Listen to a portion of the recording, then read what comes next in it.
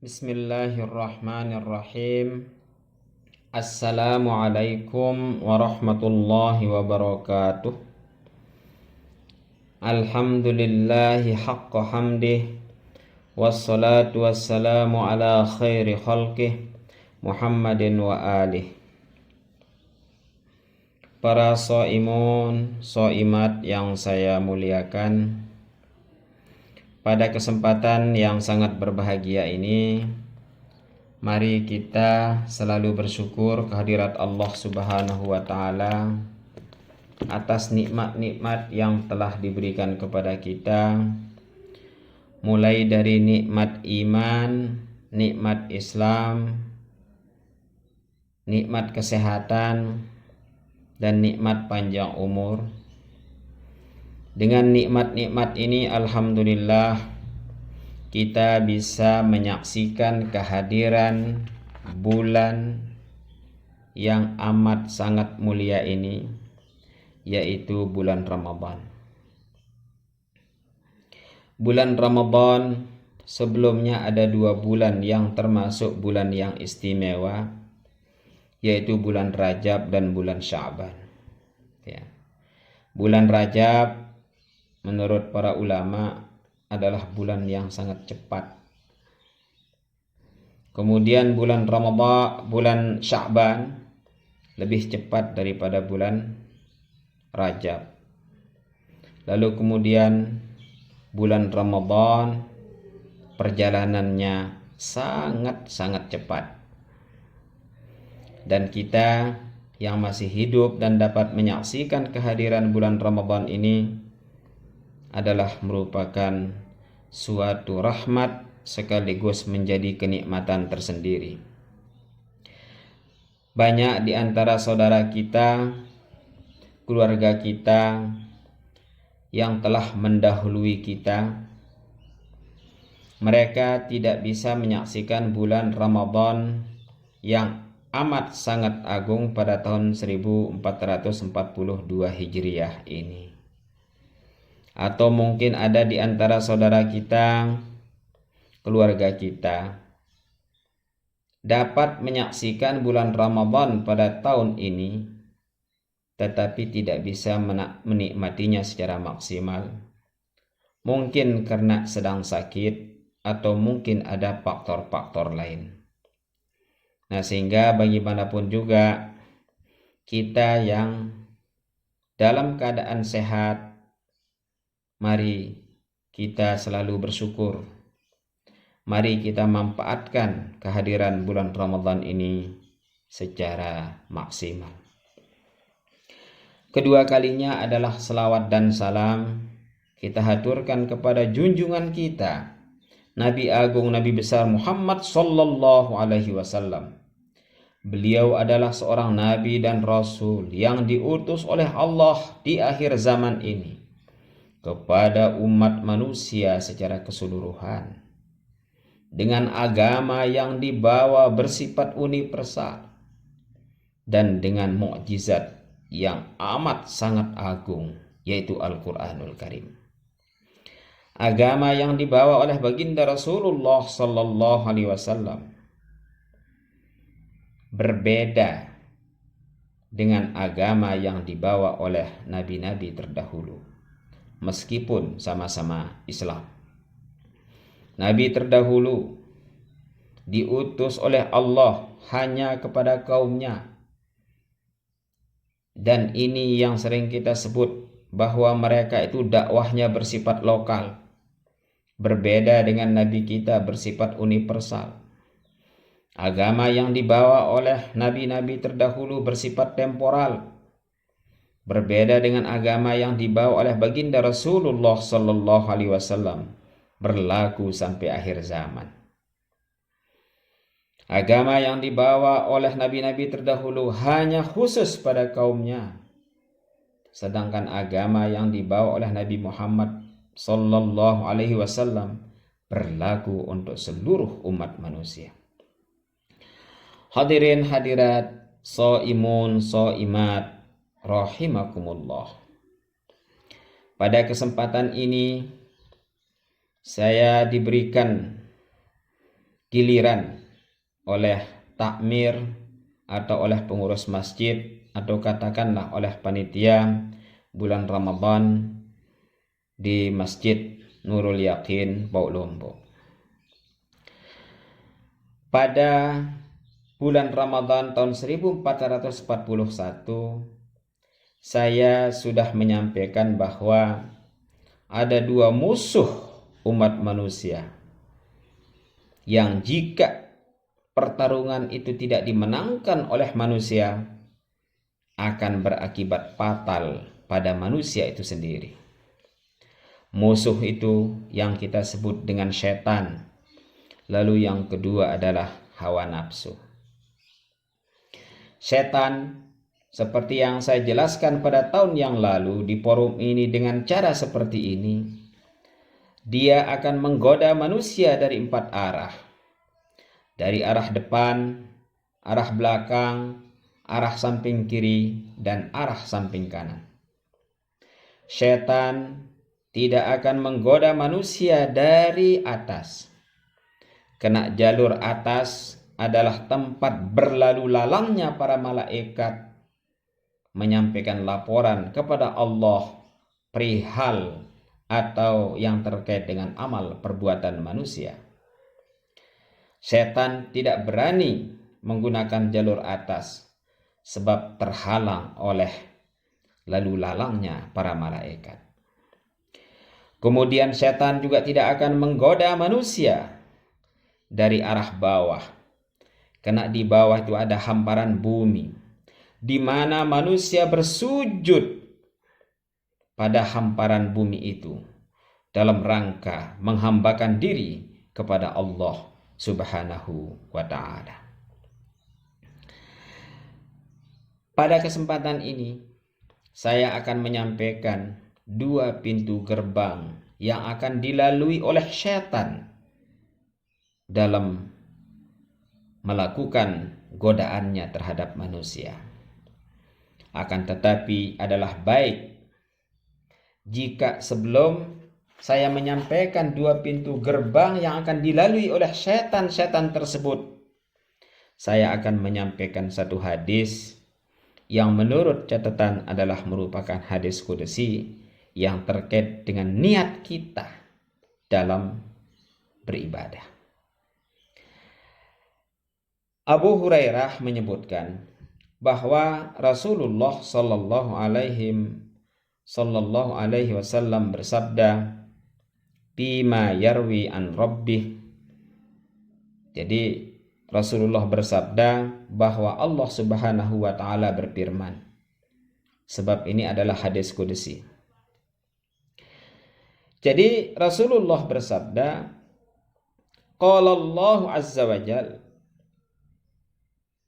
"Idza tahaddatsa 'abdi bi ay ya'mala hasanatan fa ana aktubuha lahu hasanatan."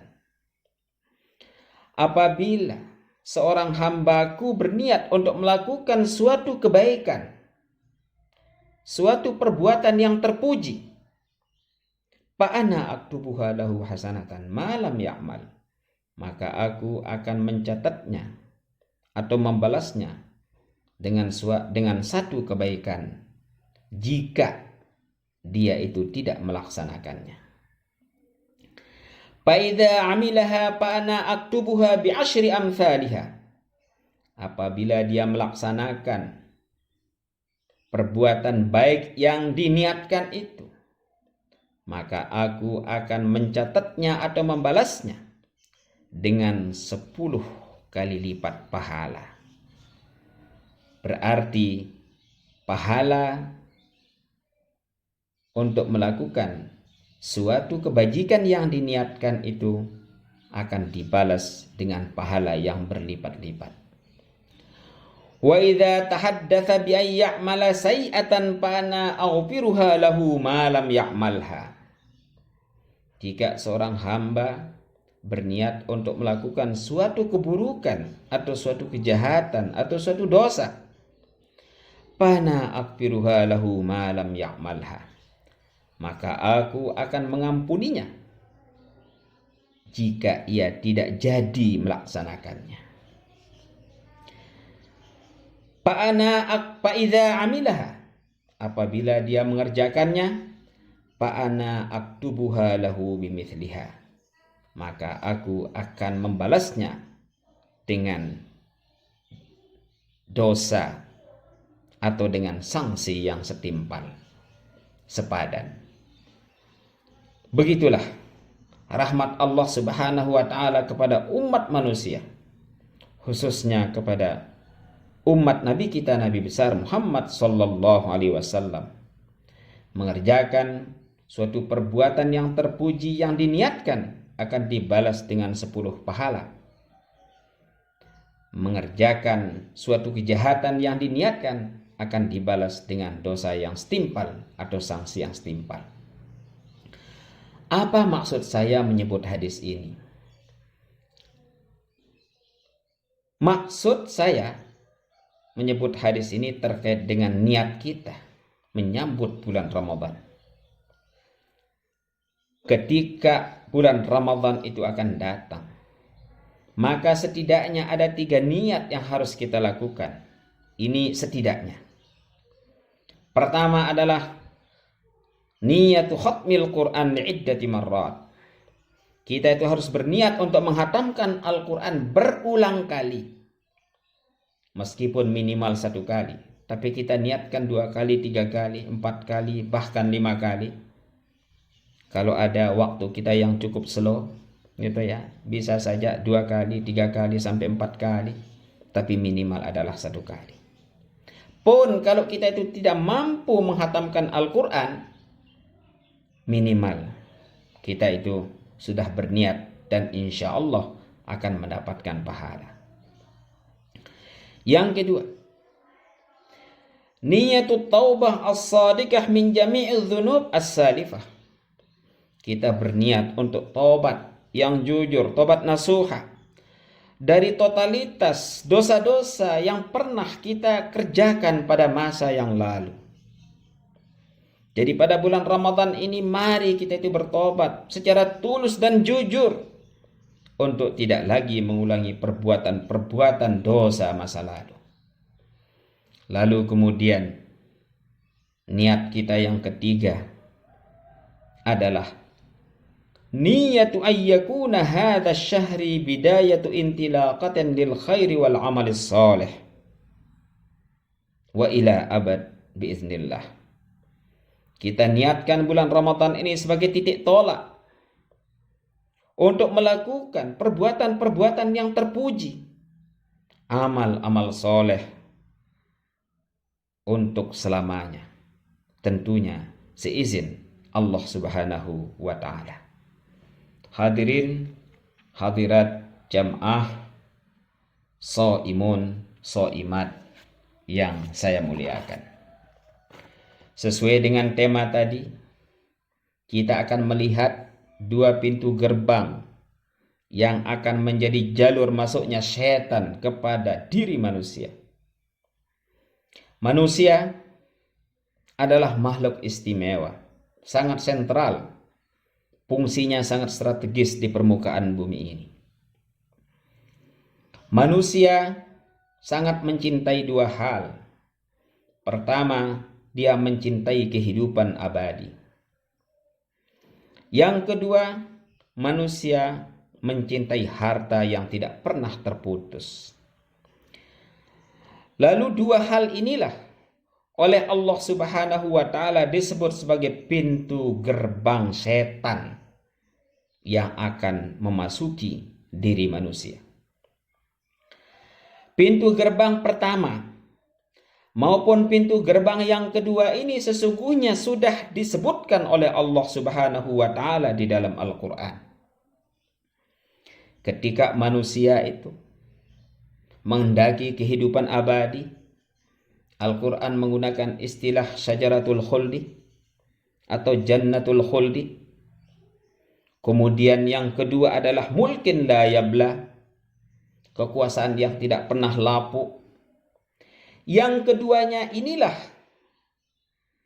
karena kedua faktor inilah, setan itu mampu mengeluarkan Adam dan Hawa dari surga.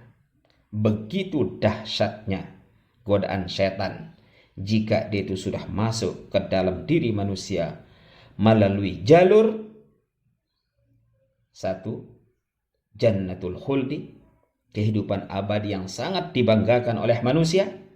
Kemudian mulkin la yabla, kekuasaan yang tidak lapuk, atau harta yang tidak pernah berakhir dan tidak pernah habis. Jamaah as-shaimun was-shaimat yang saya hormati, pintu gerbang pertama yang disebut dengan kehidupan abadi yang sangat dikehendaki oleh manusia ini, justru manusia bercita-cita untuk hidup 1000 tahun, bahkan 100.000 tahun. Padahal hidup dan mati persis sama. Hidup persis seperti kematian. Dan kematian pun persis seperti kehidupan. Hanya saja kita sebagai manusia memilih dan mencintai kehidupan dan membenci apa yang disebut dengan kematian. Padahal Allah Subhanahu wa taala berfirman, A'udzu billahi minasyaitonir rajim. Alladzi khalaqal mauta wal hayata liyabluwakum ayyukum ahsanu amala. Allah lah yang menciptakan kematian dan kehidupan untuk menguji kita, menguji kamu sekalian. Siapa di antara kamu yang mampu berbuat terbaik? Allah Subhanahu wa taala tidak menghendaki perbuatan-perbuatan manusia yang berkualitas rendah. Standar amal perbuatan manusia yang dikehendaki oleh Allah Subhanahu wa taala itu adalah amal perbuatan yang berkualitas tinggi. Ahsanu amala. Tetapi para shaimun shaimat manusia, sebagaimana yang saya katakan tadi, tidak ingin kehidupannya itu berakhir. Dengan kata lain, dia tidak ingin menghadapi kematian itu. Mengapa kita itu tidak berani menghadapi kematian? Setidaknya ada beberapa faktor. Pertama, kita tidak berani menghadapi kematian karena sesungguhnya kita tidak pernah menyiapkan kehidupan itu. Kalaulah kita itu menyiapkan kematian itu secara baik, insya Allah kita itu tidak akan takut menghadapi kematian. Itulah sebabnya hamba-hamba Allah yang soleh, banyak juga dari kalangan sufi, orang-orang yang selalu beribadah, memanfaatkan umurnya untuk mengabdi dan mendekatkan diri kepada Allah Subhanahu wa taala, dia tidak akan pernah takut akan kematian itu. Karena bagi mereka hidup dan mati adalah sama, sebagaimana yang difirmankan oleh Allah, Alladzi khalaqal mauta wal hayata liyabluwakum ayyukum ahsanu amala, sebagaimana yang saya jelaskan tadi. Yang kedua, yang membuat manusia itu takut akan kematian adalah kita itu belum tahu apa yang akan kita hadapi setelah kematian itu. Apakah kita itu akan menemukan sesuatu yang lebih indah? Atau malah sebaliknya, kita akan menghadapi pertanggungjawaban yang penuh dengan sanksi dan siksa akibat ulah kita di dunia yang tidak pernah menyadari posisi kita, tidak pernah menyiapkan kematian itu sendiri. Kalau kita misalkan sebagai manusia sudah tahu apa yang akan kita hadapi setelah kematian, misalnya rumah kita di dunia itu biasa-biasa saja, tapi ternyata kalau setelah kematian itu kita langsung dimasukkan ke dalam tempat, ya minimal mungkin hotel yang paling indah di permukaan bumi ini, itu minimal dulu, walaupun bukan itu tamsilnya, saya kira orang itu tidak akan takut menghadapi kematian. Tetapi yang terbayang oleh kita adalah dosa, yang terbayang oleh kita akan masuk neraka. Itulah kemudian membuat kita tidak berani menghadapi kematian itu. Lalu yang ketiga, Yang membuat kita tidak berani menghadapi kematian adalah karena kita sesungguhnya belum siap berpisah dengan keluarga, saudara, dan masyarakat kita. Kita belum siap berpisah dengan mereka. Mungkin karena kita selalu menyayanginya, atau mungkin karena mereka itu terlalu cinta pada kita. Akhirnya setiap kematian tidak jarang diiringi dengan isak tangis, bahkan tangisan-tangisan yang tidak normal, dan itu yang tidak diperbolehkan oleh agama. Intinya para shaimun shaimat, manusia menghadapi kehidupan abadi. Padahal kehidupan abadi adalah padahal kehidupan itu di bawah kendali Tuhan. Yang kedua, manusia itu menghendaki harta yang tidak pernah berakhir, dan kalau perlu, harta tersebut tidak pernah habis. Itulah sebabnya disebutkan di dalam Al-Quran dengan istilah mulkin la yablah. Kekuasaan yang tidak lapuk. Sebab bagaimanapun manusia ketika dia itu mencari posisi di permukaan bumi ini, banyak di antara mereka mencari posisi tersebut sesuai dengan ketentuan agama, sesuai dengan ketentuan hukum, sesuai dengan ketentuan etika, tetapi tidak sedikit di antara mereka justru menginjak-injak etika agama tersebut, memperoleh kekuasaan dengan cara yang bertentangan dengan aturan, memperoleh kekuasaan dengan cara menginjak-injak etika agama, yang pada ujung akhirnya kekuasaan kedudukan yang ada di permukaan bumi ini adalah harta.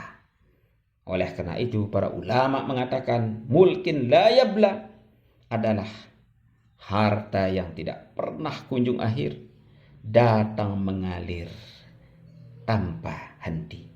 Inilah yang menjadi pintu gerbang kedua masuknya setan ke dalam diri manusia. Kesimpulannya, manusia menghendaki kehidupan. Al-insan yuridul hayat la tantahi wa malan la yantahi. Manusia menghendaki kehidupan yang tidak pernah berakhir dan harta yang tidak pernah berujung. Padahal sebagaimana yang saya sebutkan tadi, rezeki itu pun juga di bawah kendali Tuhan.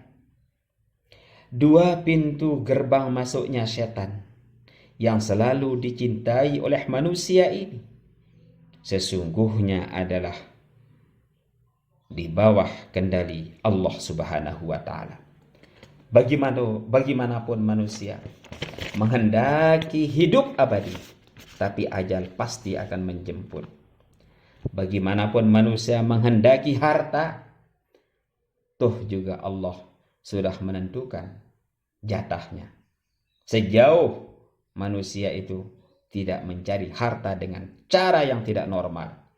Kalau manusia mencari harta dengan cara yang tidak normal, dengan melanggar etika agama, justru dia akan memperoleh harta bukan jatahnya.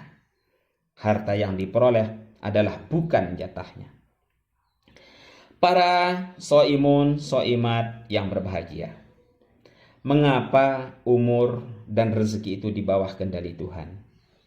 Para ulama menyebutkan bahwa kedua hal ini yang berpotensi menjadi jalur masuknya setan untuk menggoda manusia, salah satu hikmahnya adalah Allah menghendaki agar manusia tidak terjebak pada kehidupan yang rakus, supaya manusia tidak terjebak pada godaan-godaan setan, supaya manusia tidak terjebak untuk mengganti kehidupan yang penuh ketenangan dan kebahagiaan dengan kehidupan yang penuh kesengsaraan. Mengganti kehidupan al-hayat as-sa'idah dengan kehidupan yang penuh ketidaktenangan, hayatus syaqa. Sehingga Allah Subhanahu wa Ta'ala menjanjikan kepada manusia-manusia yang mampu menjaga diri dari godaan-godaan setan ini dengan kehidupan yang sangat layak. Di dalam surat An-Nahl disebutkan pada ayat 97, "Falanuhyiyannahu hayatan thayyibah." Allah akan memberikan manusia kehidupan-kehidupan yang anggun, kehidupan-kehidupan yang tenang. Bahkan di dalam surat Fussilat ayat 31, Allah pun juga menyebutkan, A'udzubillahi minasyaitonirrajim. Bismillahirrahmanirrahim. Nahnu awliya'ukum fil hayatid dunya wa fil akhirah. Walakum fiha ma tashtahi anfusukum. Walakum fiha ma tad'una nuzulam min ghafurir rahim. Jadi di dalam surat Fussilat ini sudah disebutkan bahwa Allah lah yang menjadi pelindung umat manusia, baik dalam kehidupan di dunia maupun dalam kehidupan di akhirat. Dan mereka nanti akan ditempatkan ke dalam surga. Di situ sudah tersedia apapun yang mereka kehendaki dan apapun yang mereka minta. Tetapi dengan catatan, jangan sampai mereka itu menghendaki kehidupan abadi dan mencintai harta dengan cara yang melampaui batas, sehingga setan-setan itu masuk ke dalam dirinya. Para soimun, soimat yang saya hormati, ketika kita sebagai manusia mencintai kehidupan abadi, kemudian kita itu mencintai harta dengan cara yang melampaui batas, pada akhirnya kita itu melayani diri kita, melayani kehidupan kita, memanage kehidupan kita dengan cara-cara yang tanpa batas. Kita makan serba mewah, makanan ala Eropa, penuh dengan minyak, mentega, dan lain sebagainya mungkin. Pokoknya kehidupan yang wah, luar biasa. Tapi ingat, bahwa di dalam makanan-makanan yang mewah itu, di situ sebetulnya menjadi sumber penyakit. Sebaliknya, makanan-makanan yang sederhana, justru di situ tidak ada sumber penyakit. Orang yang akan makan serba mewah, itu bisa akan sakitnya macam-macam. Sakitnya akan macam-macam. Tetapi orang yang makan sederhana, seperti tradisi kita, cukup kelak siap, sambal, tomat, adalah daging, 1 potong, 2 potong. Itu luar biasa di situ. Dan itu insya Allah terhindar dari penyakit. Daripada makanan mewah luar biasa gitu ya. Justru di situ ada penyakit gitu ya. Jadi tradisi-tradisi makanan sederhana yang kita kemas dengan hasil pertanian kita, justru disitulah sumber kesehatan. Orang sakit sesungguhnya karena makanan, tapi orang sehat pun juga sesungguhnya karena makanan. Sekali lagi, dalam kehidupan yang mewah, karena harta yang berlimpah, itu justru ada penyakit di situ. Yang kedua, kita misalkan jika kita itu punya kendaraan yang serba wah, yang serba hebat, kemanapun kita akan memakai kendaraan tersebut, sehingga kita tidak pernah berjalan meskipun 100 meter, 200 meter. Maka di situ kemudian akan datang penyakit. Badan menjadi berat. Urat-urat tidak begitu berfungsi secara normal. Lalu kita itu konsultasi ke dokter. Apa kata dokter? Dokter pasti akan mengatakan, tidak boleh makan daging ini, daging itu. Tidak boleh makan ikan ini, ikan itu. Tidak boleh makan yang ini dan yang itu. Tidak mungkin dokter itu mengatakan tidak boleh makan urapan, tidak boleh makan pelecing, tidak boleh makan kelaksia. Itu tidak mungkin di situ. Sebab apa? Di dalam kelaksia, pelecing, urapan itu di situ adalah sumber kesehatan. Berbeda dengan makanan-makanan yang wah, yang jika tidak terkendali akan mengakibatkan penyakit-penyakit yang sangat-sangat fatal bagi kehidupan manusia. Demikian pula kendaraan. Kalau kita konsultasi kepada dokter, ini bagaimana sebetulnya dokter? Kok saya itu tidak mampu jalan? Dokter tidak akan mengatakan pakailah kendaraan-kendaraan yang mewah. Itu tidak. Dokter pasti mengatakan, cobalah Anda itu jalan kaki, olahraga di pagi hari, berjemurlah di tengah panas matahari, gitu ya. Tengah matahari maksud saya itu ya dari jam 7 sampai jam 10 lah, atau kurang jam 9. Alhamdulillah, kita dalam tradisi bertani itu kita sudah terbiasa kena dengan panas matahari itu. Dan konon itu, ya bukan konon, sebetulnya ini sudah pasti itu ya. Menurut uraian para pakar itu, virus corona yang menyebabkan penyakit yang disebut dengan COVID-19 itu, salah satu obatnya adalah berjemur. Gitu ya. Itulah sebabnya di kampung-kampung tidak begitu banyak terdengar orang-orang yang terinfeksi oleh COVID itu. Mengapa? Mungkin salah satu faktornya karena kita itu selalu berjemur sambil bekerja di tengah sawah. Akan berbeda dengan kehidupan kota. COVID selalu menyerang. COVID itu selalu menyerang. Sehingga orang-orang kota yang terinfeksi dengan COVID itu, meskipun dia itu sudah berhati-hati, tapi juga yang terinfeksi ternyata tidak sedikit. Para soimun, soimat yang berbahagia. Jadi inti daripada apa yang saya sampaikan, bahwa pintu gerbang, 2 pintu gerbang yang menjadi tempat berlalu lalangnya setan ke dalam jiwa manusia, ke dalam diri manusia, pertama adalah al-khulud, jannatul khuldi, adalah kehidupan abadi yang sangat dicintai oleh manusia. Lalu yang kedua adalah mulkin la yabla, kekuasaan yang tidak lapuk atau harta yang tidak pernah berakhir. Jika umat manusia terlampau mencintai 2 persoalan ini, 2 masalah ini, maka besar kemungkinan mereka akan tergoda oleh setan itu. Oleh karena itu, mari kita membiasakan diri hidup dalam situasi, dalam kehidupan yang sederhana, seraya menjalankan amalan-amalan yang sudah diajarkan oleh baginda Rasulullah Sallallahu Alaihi Wasallam, dan juga sesuai dengan ketentuan yang ada di dalam Al-Quran. Dengan kita menjaga, memanage kehidupan dengan penuh keseimbangan antara keduniaan dan keakhiratan, itu insya Allah kita dapat menghindari godaan-godaan setan itu. Dan puasa termasuk salah satu madrasah, salah satu cara, salah satu metode kita untuk memanage kehidupan yang berimbang itu.